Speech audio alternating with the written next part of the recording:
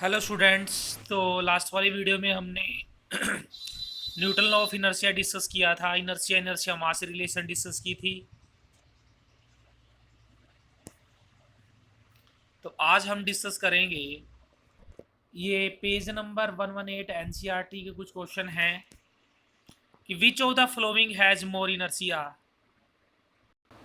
यानी ये जो बॉडी दे रखी है इसमें इनर्शिया किसका ज़्यादा है, एक रबड़ बॉल और एक स्टोन। तो एक स्टोन है और एक रबड़ बॉल है सेम साइज की। तो सिंपल सी बात है, अगर दोनों में हम वेट की भी कंपैरिजन करें तो रबड़ बॉल की जो स्टोन होगा उसका वेट ज़्यादा होगा और जो बॉल है उसका वेट कम होगा। और वेट mg के इक्वल होता है। अगर अर्थ पर हम कंपेयर करें तो स्टोन का मास ज़्यादा होगा। बी पार्ट में देखिए बाईसाइकिल एंड ट्रेन। बाईसाइकिल और ट्रेन में किसका मास ज़्यादा होगा बेटा? सिंपल सी बात है, ट्रेन का मास ज़्यादा होगा। ए 5 rupee coin and A 1 rupees coin में 5 रुपीज़ कॉइन का मास क्या होगा? ज़्यादा होगा। तो इसमें फर्स्ट है a stone of same size as rubber ball has more mass as mass is measure of inertia therefore stone has more inertia. Stone का इनर्शिया ज़्यादा होगा। बी में train greater inertia than a bicycle because train is much heavier than a bicycle. और last में है a 5 rupees coin is heavier than a 1 rupees coin. उसके बाद है in the following example try to identify the number of time velocity change. Velocity change बतानी है बेटा। एक फुटबॉल प्लेयर किक है फुटबॉल। जब एक फुटबॉल प्लेयर फुटबॉल को किक करता है तो आपको पता है उसकी वेलोसिटी चेंज होती है। तो एक बार उसकी वेलोसिटी चेंज होगी to another player of his team who kick the football towards the goal. तो दूसरे टीम मेंबर ने उसको गोल की तरफ किक करी तो दूसरी बार वेलोसिटी चेंज होगी, तो दो बार वेलोसिटी चेंज हो गई। अब the goalkeeper of opposite side collect the football. तीसरी बार चेंज हो गया, गोलकीपर ने बॉल को अपनी तरफ कैच कर लिया एंड किक, और फिर दोबारा किक किया तो 4 बार वेलोसिटी चेंज हो गई। तो इसमें देखो पहला point, when A football player kick A football, जब एक फुटबॉल प्लेयर फुटबॉल को किक करता है तब। दूसरा, जब सेकंड फुटबॉल प्लेयर किक करता है। तीसरा, जब गोलकीपर कैच करता है। और चौथा, जब गोलकीपर किक करता है फिर दोबारा। तीसरा क्वेश्चन देखिए, explain why of some leave get detach from tree we vigorously shake it branch. जब हम पेड़ की ब्रांच को एकदम से उसको सेक करते हैं तो पत्ते नीचे क्यों गिरते हैं? तो देखो, when we shake vigorously a branch of tree, some of the leaf may get detached on account of inertia of rest of the leaf। तो तब कुछ पत्ते गिर जाते हैं इनर्शिया ऑफ रेस्ट की वजह से। द ब्रांच मोशन में, पत्ते रेस्ट में इस वजह से गिर जाते हैं।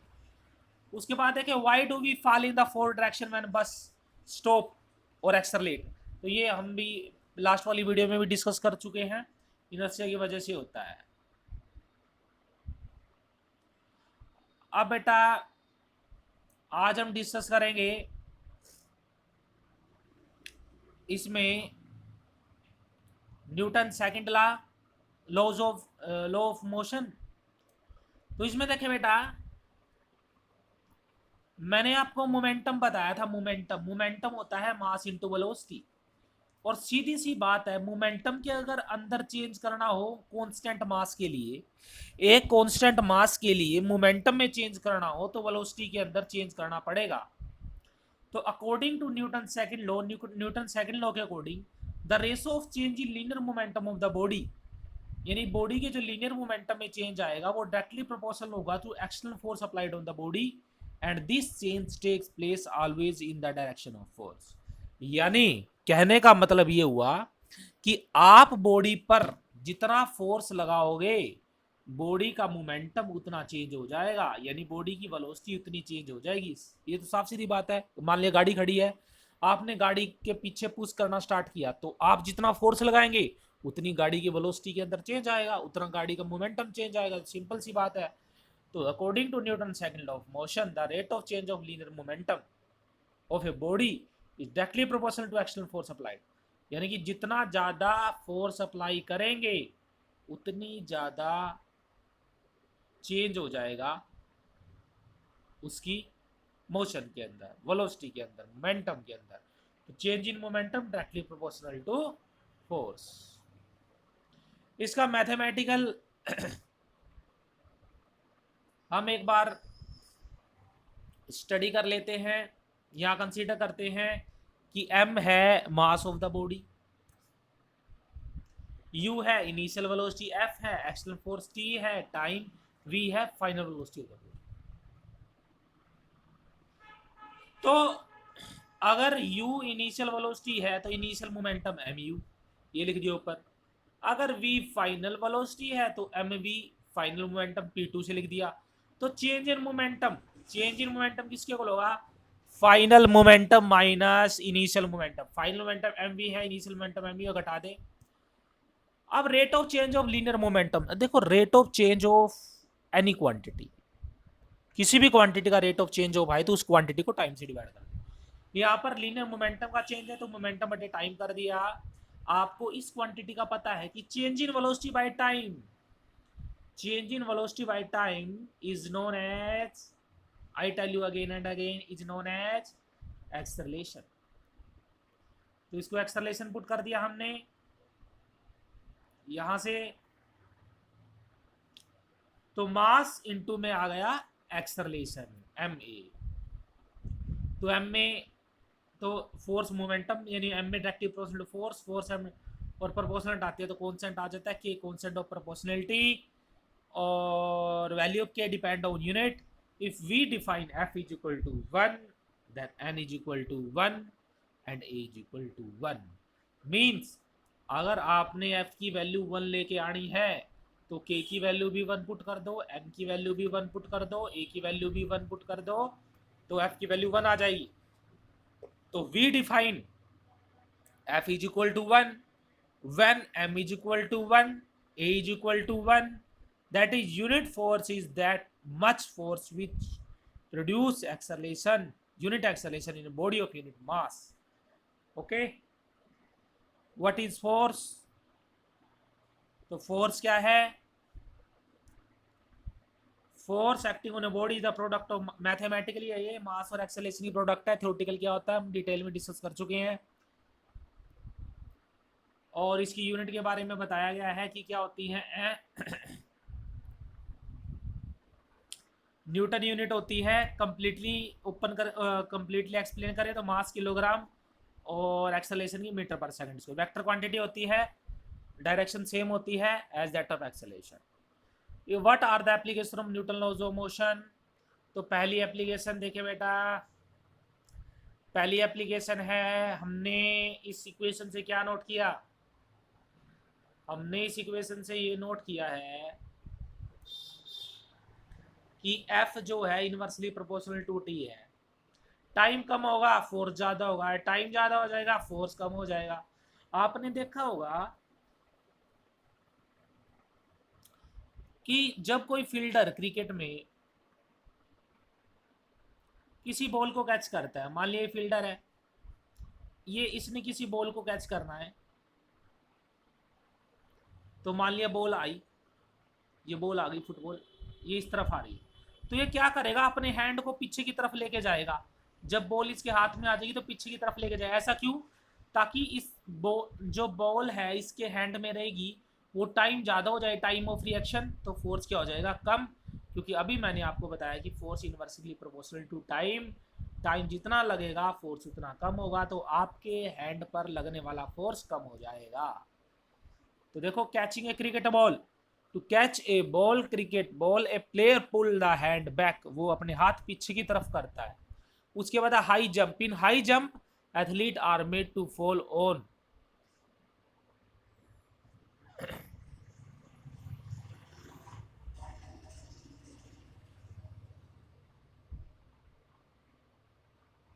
फॉल ऑन, ये दे रखा है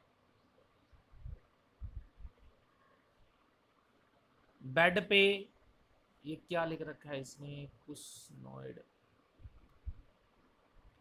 एक बेड पे फॉल हो रहा है ये, जैसे मान लिया सोफा बेड होता है और सैंड बेड होता है, दैट इंक्रीज टाइम, जो टाइम को इंक्रीज करता है, and hence decrease force on athlete, और फोर्स को क्या करता है, एथलीट को डिक्रीज करता है।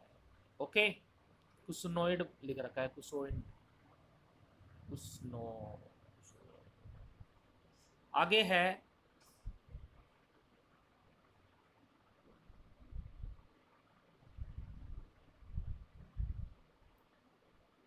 explain how Newton first law of motion is special case of Newton second law.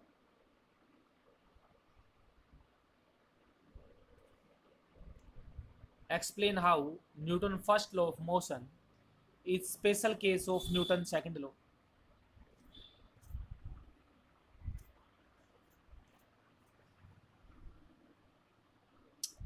देखो बेटा, न्यूटन फर्स्ट लॉ के अकॉर्डिंग क्या है कि फोर्स जब तक ना लगाया जाए एक्सेलरेशन नहीं होता।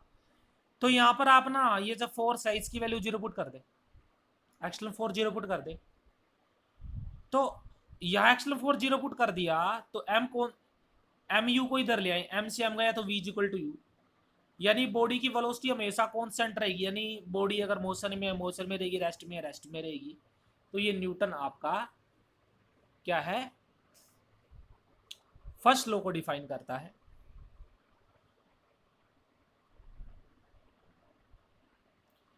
और उसके बाद है न्यूटन थर्ड लॉ।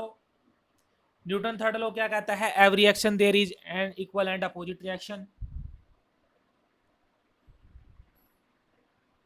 तो what are the force of action, देखो इसमें कंप्लीट एक्सप्लेन कर रखा है।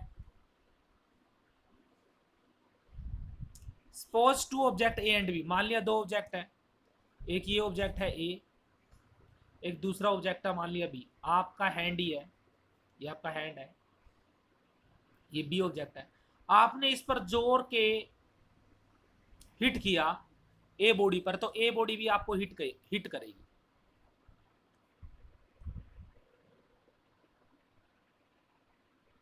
तो ए बॉडी भी आपको क्या करेगी, हिट करेगी। यही है Newton third law, means force of action and reaction are equal to each other.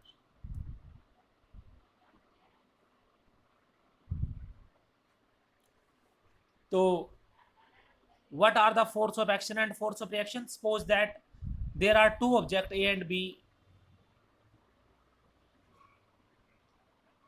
According to this law, when an object A exerts force on another object B, then the second object B exerts a force back on object A.